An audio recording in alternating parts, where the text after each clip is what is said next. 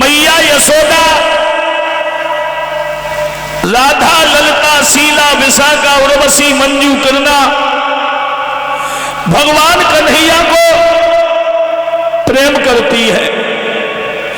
और भगवान कन्हैया जब रह रहे हैं उसके बाद में भगवान कन्हैया ने अघासुर, बकासुर, तुलावित, केसी, पूतना बड़े बड़े योद्धाओं को मार डाला, मगर सिर्फ अफसोस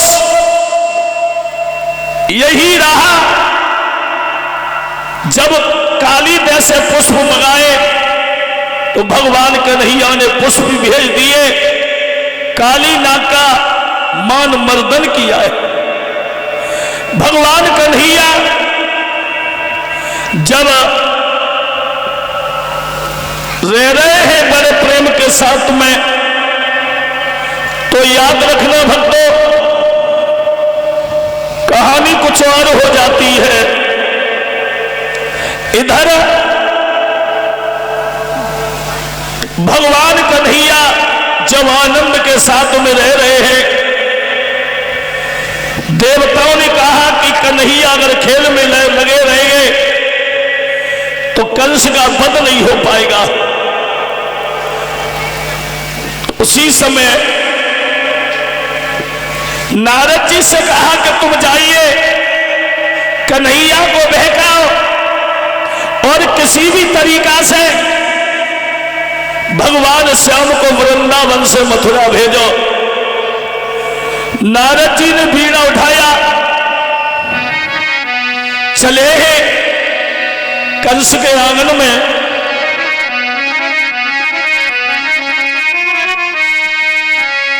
तो बीड़ा लेके हाथ मुनि मथुरा की सीध लगाई, नारायण नारायण करते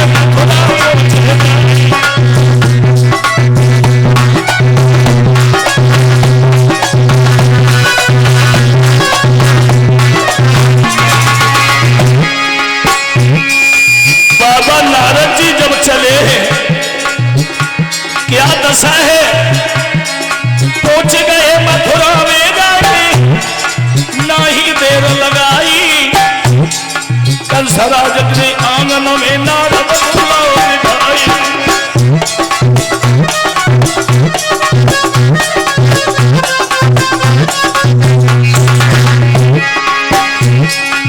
नारद जी जब पहुंचे, भोजराज कंस ने बड़ा सम्मान किया है। आइए देवसी नारद जी, मेरा बड़ा सौभाग्य है कि आप जैसे संत के दर्शन हो गए। अरे संत महात्मा यो बाबा, अरे द्वार द्वार नहीं जाते, होते हैं सौभाग्य तो वही दर्शन होते हैं सौभाग्य तो वही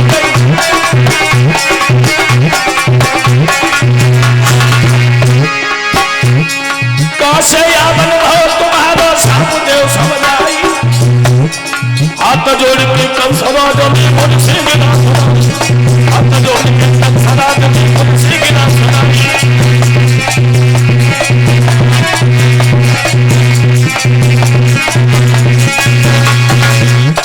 जैसे ही देवताओं ने कहा है बाबा नारद जी, आप किसी भी तरीका से कंस को बहकाओ। नारद जी ने बीड़ा उठाया और बीड़ा लेकर के भोजराज कंस के आंगन को चले। और आंगन में जब पहुंचे, कंस ने बाबा नारद जी का बड़ा सम्मान किया। कहिए स्वामी जी कहां से आना हुआ? नारद जी हंसने लगे और बोले, हे कंसराज, तुम नहीं जानते हो संत जितना चलता रहता है उतना स्वच्छ रहता है, पवित्र रहता है। जैसे नदी का जल जितना बहता रहेगा उतना पवित्र रहेगा, जहां रुक जाएगा वही गंदा हो जाएगा। हम एक बात बताओ, जब मैं पहले आया था तुम हमें बड़े तंदुरुस्त नजर आ रहे थे, अब की आए हैं तो बड़े कमजोर नजर आ रहे हो, क्या फूल आ गए? बोले महाराज फूल भी आ गए, पर वो कन्हैया फिर भी नहीं मरा। तो नारद जी बोले अब हम तुम्हें दूसरी अकल बता रहे हैं। कौन सी अकल? तुम अपने आंगन में धनुष यज्ञ करो और सारे यादवों को निमंत्रण दे दो कि हमारे यहां यज्ञ है, सब यादव लोग चले आए। अरे राजन चिट्ठिया लिखो बनाई, आप एक चिट्ठी बनाओ, चिट्ठी में सारे यदुवंशियों को बुलवाओ।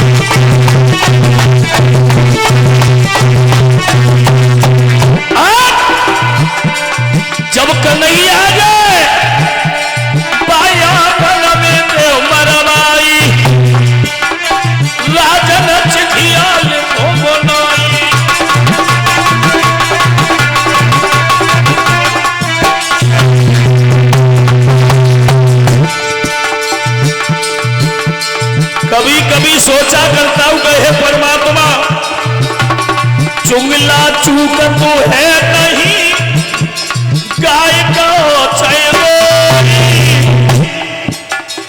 चुंगला चुंगला चूक तो है नहीं, गाय का घर घर भूत कराए थे, करे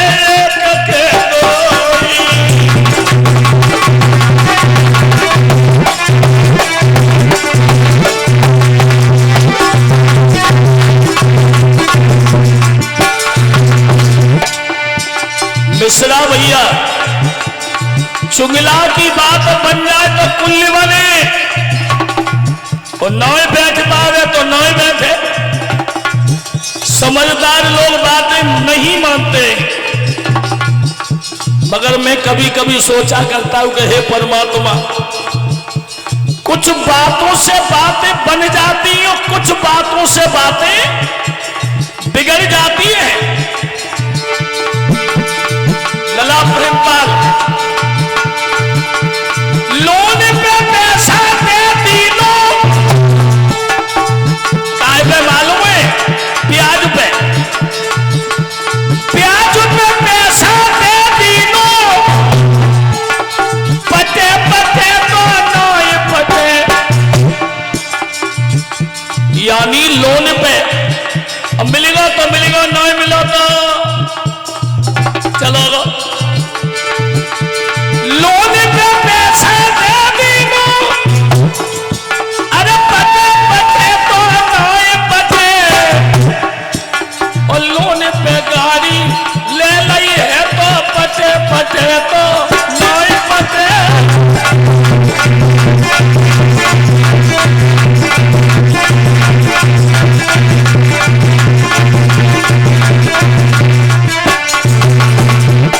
प्याज पे पैसा दे दो, पचगो तो पचगो, नए पचो। ट्रैक्टर लोन पे ले लो, पच पाओ तो नए पचे पाओ, न खिंच गो, क्या फायदा? इसलिए कभी कभी सोचा करता हुए कि परमात्मा, अरे भजी बहरिया कोई मत करियो, रुके रुके तो नए रुके,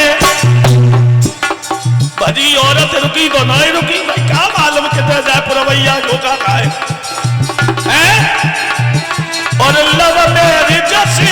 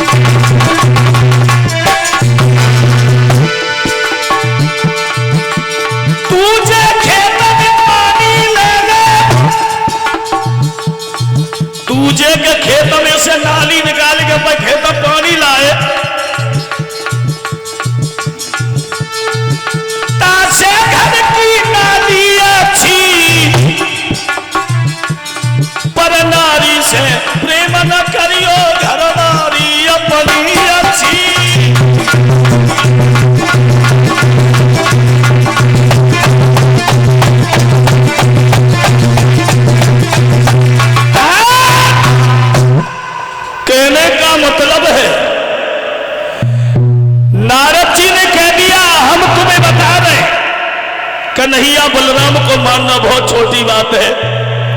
तुम अपने यहाँ धनुष यज्ञ करो और किसी के द्वारा पत्र भेज करके कन्हैया बलराम को बुलवा लो। भक्तों, कंसराज ने पत्र लिखा, यादवों के नेता बाबा नंद, हम अपने आंगन में यज्ञ कर रहे हैं और जितने यादव लोग हैं सबको झरान हो तो है।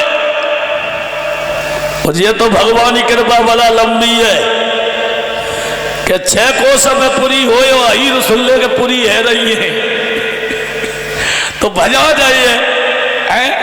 अबे कनागत चल रहे हैं, हमारे ब्राह्मण देवता ने रुके रहे, कनागत खूब खाने को मिल रहा है। अब चिट्ठी लिखी और गुरुजी से कहा इस पत्र को लेके जाओ और कन्हैया बलराम को लेके आओ। अक्रूजी समझ गए अगर मैं लेने गया तो तू कन्हैया बलराम को मार देगा, मैं नहीं जाऊंगा। कंस बोला है अक्रूजी तुम नहीं जाओगे तो हम तुम्हें मार डालेंगे। अक्रूर बोले और कंसराज समझ गया कि उनके आए की देरी है और तेरी नहीं अंधेरी है।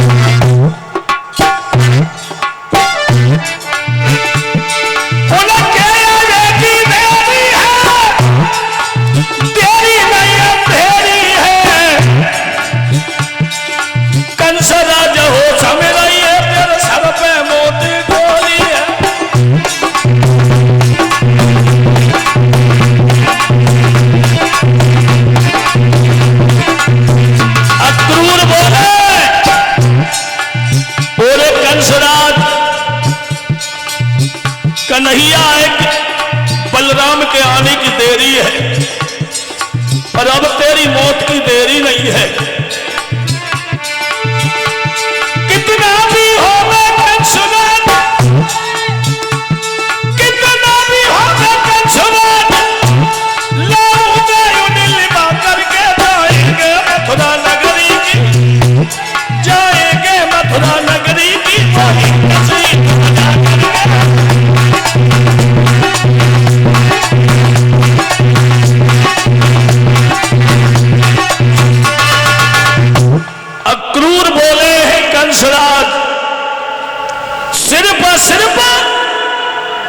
कन्हैया बलराम के आने की देरी है पर हमारी समझ में आ गया अब तेरी मौत की देरी नहीं है। कंसराज जा रहा हूं और मथुरा से जब अक्रू चले वृंदावन में आए वो पत्र नंद बाबा को दिया। नंद बाबा ने जब पत्र पढ़ा है तो फूट फूट के रोने लगे। और कंस जिस दिन से मेरे कन्हैया मेरे आंगन में आया तूने मेरे श्याम को सुख की नींद नहीं सोने दिया है। कन्हैया गैया चरा करके आए, चाचा को देखा तो भाज करके पैर छुए और पूछने लगे चाचा मामा तो बड़ा दुराचारी है, तुम्हारे और मामा के विचार कैसे मिल जाते हैं। कहने लगा है, बताने लगे श्याम अगर वो आम से बबूल कहलवाता है तो हमें बबूल कहना पड़ता है, बबूल से अगर नीम कहलवाता है तो नीम कहना पड़ता है। सुबह शाम जी हजूर करते करते हमारी जीभ में छाले पड़ गए। तो कन्हैया बोले चाचा हम अवश्य चलेंगे। अक्रूर ने एक शब्द और कहा, श्याम जिन यशोदा नंद को तुम अपना माता पिता समझ रहे हो ये नहीं है, तुम्हारे माता पिता जो है वो कंस की जेल में है। कन्हैया बोले चाचा हम जरूर चलेंगे। और रात भर विश्राम किया है, सुबह रथ सजवाया और सुबह ही सुबह भगवान कन्हैया, और जैसे ही सुबह हुआ भगवान कन्हैया वृंदावन से जब मथुरा को चले, सारे वृंदावन में खबर हो गई कि कन्हैया वृंदावन छोड़ के मथुरा को जा रहा है। राधा ललिता शीला विशाखा उर्वशी मंजू किरणा सारी लड़कियां भाग करके रथ के पास आ गई। अरे जब राधा ने सुन पाई, राधा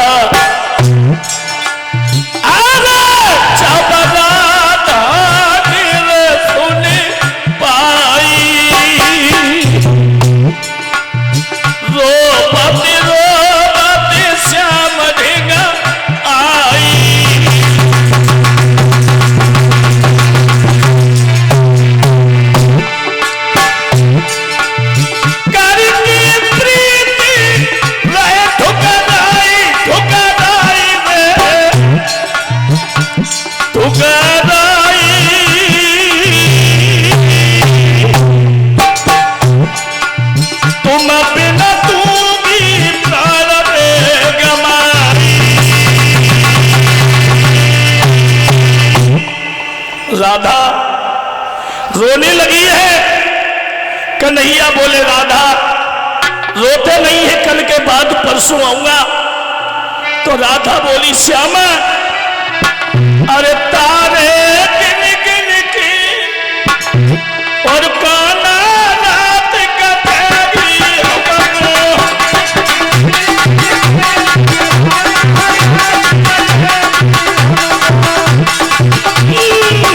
अरे तारे गिन गिन तैया रात का तेरी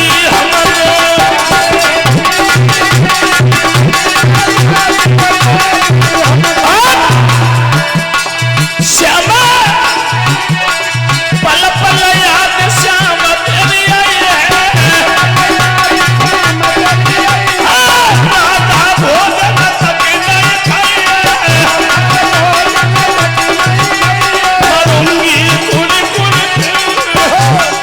तैया रात का तेरी हम मरूंगी।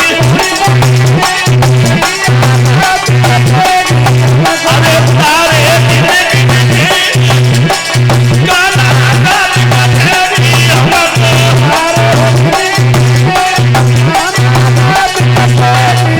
श्यामा तुम्हारे बिना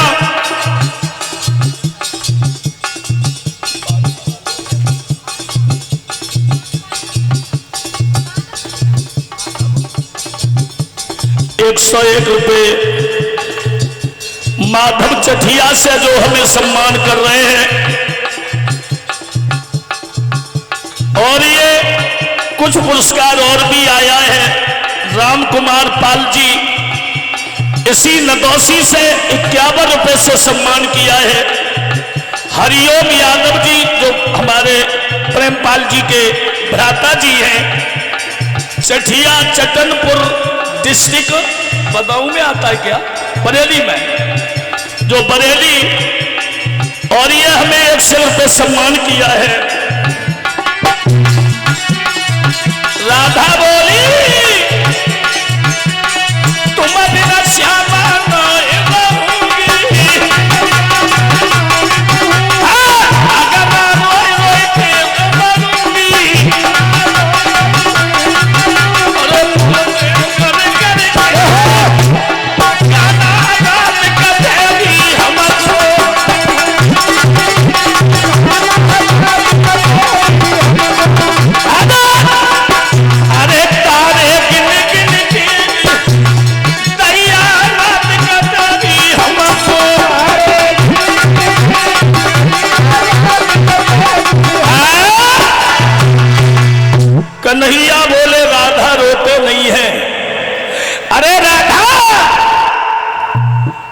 कल के बाद परसों आऊंगा। तो राधा बोली श्याम तुम ऐसे चल दिए जैसे तुमने किसी से प्रेम ही नहीं किया। कन्हैया बोले राधा जहां मैं वहां राधा, और राधा हम तुमसे दूर नहीं है। राधा रोते नहीं है। तो राधा आंखों में आंसू लेकर के बोली है श्याम केवल हमें एक बात बता जाओ,